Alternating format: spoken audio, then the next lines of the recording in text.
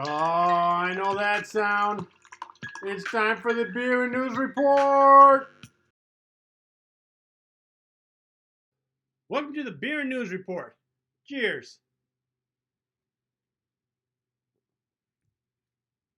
I got a good response from the trivia show I did last week, so I'm continuing it this week.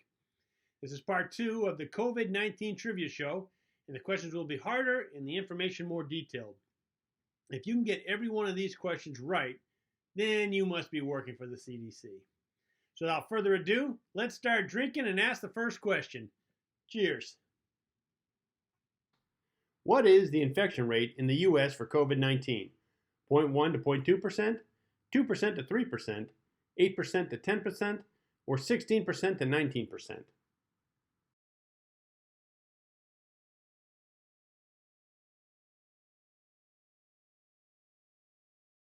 The answer is 2% to 3%. Did you get it right? This one was a little tricky because we have increased our testing and the infection rate is changing. I did find one website, healthline.com, that said the infection rate is now 5.7%.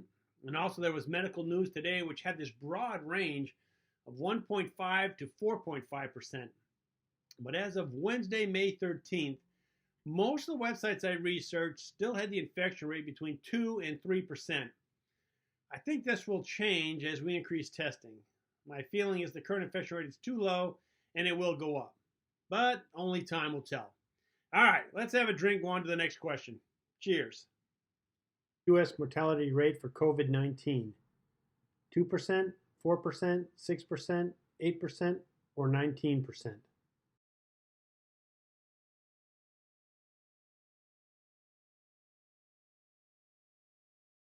Is number 3, 6%. Yeah, this one was a little harder. I had to limit it to the U.S. as each country has a different mortality rate. Look at this graph. All these countries had different mortality rates, and you can see the U.S. has a mortality rate of 6%. But why do we have such a variance? Well, in the case of Italy, they got hit with so many victims that their hospitals were overwhelmed. Some patients didn't get the care they needed and unfortunately died, which raised their rate. Now for the U.S., we started at 6% when Seattle got hit. And then it went down, dipping below 2% as we recovered from the Seattle outbreak. Then New York had an outbreak so large we couldn't come up to speed fast enough and the mortality rate increased. Then Louisiana got hit after Mardi Gras. Michigan had an outbreak. The New York outbreak spread to New Jersey and Boston, and on the West Coast, LA had a big outbreak. All these factors raised the mortality rate as the U.S. was caught unprepared and lacked sufficient equipment such as PPE and ventilators. This is why we are now at a 6% mortality rate. You know, one of the key factors of COVID-19 is its ability to overwhelm hospitals. And for comparison, look at the South Korea chart and notice how flat the mortality rate is. If you remember, they got hit real hard when the SARS virus came out in 2003. COVID-19, being part of the SARS family of viruses, brought back these memories and they aggressively attacked it. They had been through this before where the U.S. was hardly hit by the SARS virus. So, having experience with outbreaks was key to the South Korean response. All right, on to the next question. Cheers. Johns Hopkins University shows 2 graphs for the growth of COVID-19. One is linear, the other is logarithmic. Why show the log graph? 1. Log graphs are cool, and who doesn't like math? 2. It's easier for computers to understand. 3.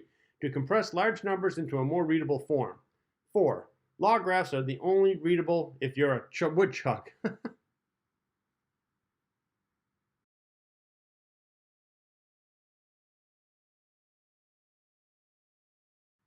It's 3. To compress large numbers into a more readable form. How many of you picked the woodchuck just for the heck of it? I get it. He's cute. The best way to explain this answer is to pull up the dashboard from Johns Hopkins University. You may remember this from my COVID-19 show at the end of March. Okay, we are at the Johns Hopkins University dashboard for COVID-19, and I've highlighted the U.S. What I want you to do is go down to the lower right-hand corner, this graph right here, and there's a button on the upper right-hand side of that graph that makes it full screen. So now we can see this nice and big. And this is on linear paper, meaning that each square goes up by 100,000. So you get 200,000, 300,000, 400,000. And what this shows is the exponential growth. So if we look right around March 16th or 17th is when the exponential growth starts. And it kind of ends around the, let's see, that's the 25th. So 25th or 26th of March is when it ends. And then it goes into linear growth. So linear growth means that it grows by the, same amount usually every day, which is about 30,000 right now. And exponential growth means that it increases by usually the same amount. So if it goes by 10, the next day it'll be a factor of 10, which is 100. And then from the next day I'll go to 1,000. So it's really, really fast growth. And what I want to point out is that these numbers are so big now that it's depressing the earlier numbers. So since we're growing by 30,000, all these numbers down here, if they're not in the high thousands, they don't even register. And that's why we need to go to a logarithmic chart. If we go to the logarithmic chart, you can see that actually we started having exponential growth on February 28th. And it continued until about March 17th, maybe March 18th. So before, when we were on the linear graph paper, it looked like it started on the 16th, but that's actually kind of where it ended. And it looked like the linear growth started around the 30th of March. But if we look, the 30th of March is way over here. It has been long into linear growth since then. And the reason why this is logarithmic paper goes up by a factor of 10. So here we have 1, and then it goes to 10, and then 100, then 1K. So what that does is it makes exponential growth a straight line, and that's what we see here. It's just a straight line, and it flattens out if you have linear growth. So this is why we want to have a log graph to really get an idea of where the COVID-19 had its exponential start and growth and where it kind of has it leveled off. And we can clearly see that here. So now you know why we use log charts. Hey, here's an extra trivia question you can ask at your next party if you want to get thrown off for acting like a nerd. Can a log graph ever start at 0? The answer is no, because there's no such thing as log-based 0. It's similar to dividing by 0, right? You can't do that either. Well, that was cool, crazy, and in no way boring. All right, on to the next question. Cheers. What is herd immunity? 1. It's fake news. It should be called herd immunity. 2. Protection from infection by living with a lot of animals, i.e. a herd. 3. Developing a vaccine from a herd of animals, like smallpox from cows. Or 4. When so many people are immune that the disease can't find someone to infect.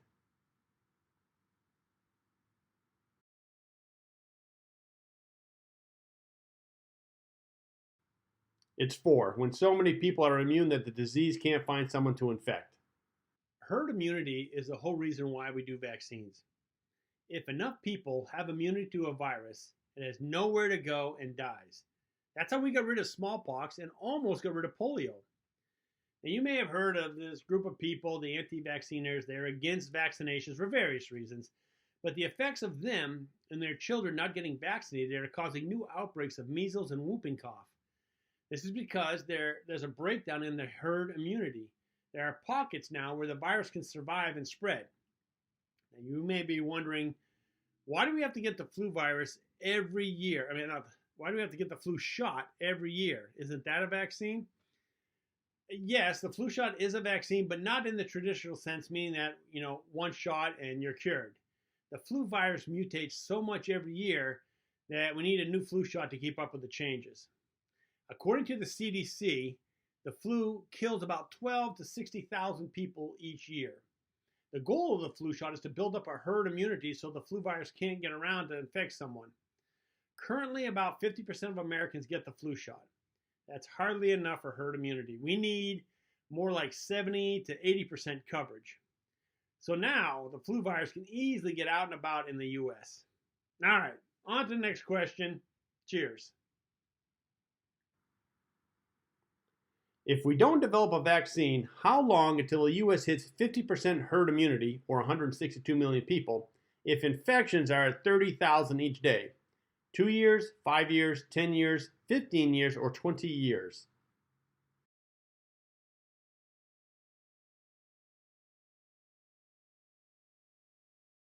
It's 15 years. Okay, I put this one in because I like doing math problems. Did you stop the video, pull out a calculator, and figure out the answer? If you did, good for you. I mean, it's real easy, right? You take 162 million and you divide it by 30,000. That gives you how many days it would take, which is 5,000. Well, actually, more than 5,000. Then divide that number by 365, and you get that's the number of days in a year, and you get how many years it would take, which is around 15.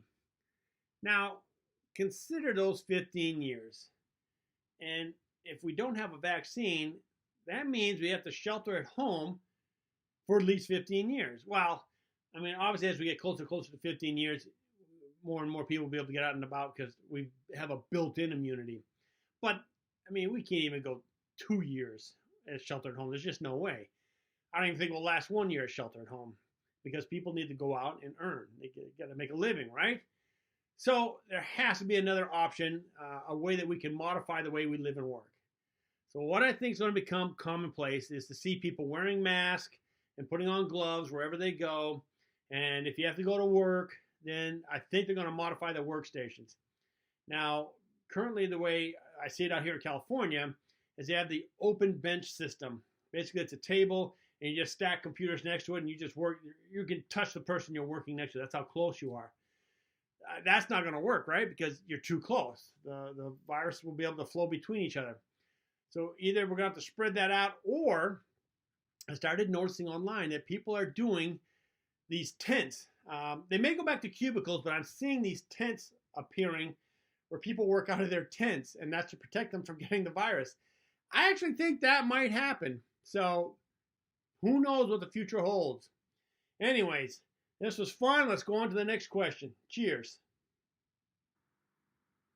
Do we have an accurate amount of people tested for COVID-19? 1. Yes, it's good enough for government work. 2.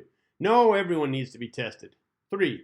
No, we really don't know how close we are to herd immunity.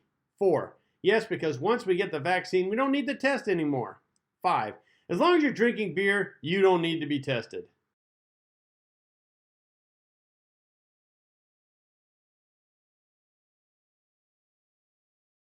It's 3. No, we really don't know how close we are to herd immunity. This one should have been easy, as I have been stating all the problems we have been having due to the lack of testing. Just to emphasize what I mean, look at this graph on testing worldwide. While the US has increased its testing, it is nowhere near where it should be. This becomes obvious in this next chart. This chart shows how many tests are being done to find one COVID-19 infection. We are at the bottom, which means we're only basically testing people who go to the hospital, not everyone out in the community. But not everyone goes to the hospital when they get infected. So we really don't know how widespread the virus is. We currently have our testing up to 300,000 per day, but it has been estimated that we need to get to 1 million per day to fully grasp where COVID-19 is in our society. But think about it. If we're doing 1 million tests a day, we're probably going to have to test about 200 million people. That will take over 6 months, which puts us in 2021. So does that mean we have to shelter in place for the rest of the year? It's a scary thought. So I'm okay with the government if it wants to increase testing up to 10 million a day. Setting that mark is going to be hard because we're not even at 1 million tests per day. But you know what? Keep working at it. Let's make that our goal. All right. On to the last question. Cheers. The government is relaxing the shelter-at-home policy as the number of infections are currently going down. The likely effect of this will be 1. No effect at all. The number of infections will continue to go down. 2. It will go up as more people interact with each other. 3. It will level off at around 20,000 each day. 4. It will continue to go down as we now are prepared for it.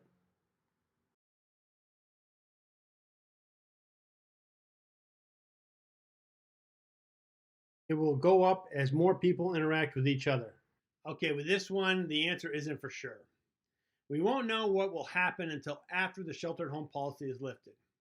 But the medical community is saying that the number of infections will go up. So let's think about this. If we have, right now, roughly 30,000 infections a day, and we're doing sheltering at home, which means no one's interacting with other people, they're trying to social distance and stay at home.